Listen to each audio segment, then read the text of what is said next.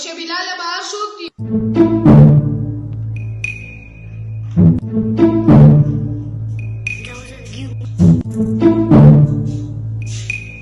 بھائی بهر تبلیغ والا راغلی دي.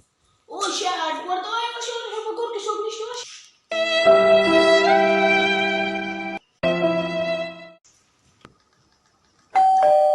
بلاله